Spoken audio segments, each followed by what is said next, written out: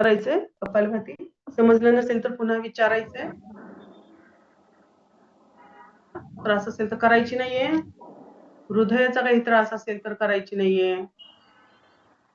Slow गोळी घेऊन जर नॉर्मल असेल तर आपण त्यांना स्लो करायला सांगणार आहोत. डाव्या हाताची ध्यान मुद्रा, उजव्या हाताची प्रणव मुद्रा करायची.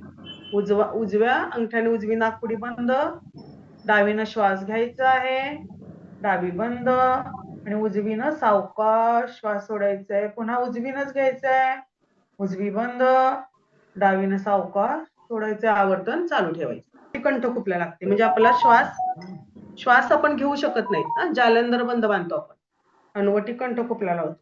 आधी जालंधर बंद शिकल्यानंतर मग मूलबंद आणि उड्डाण बंद शिकवते तुम्हाला. ठीक आहे बघ.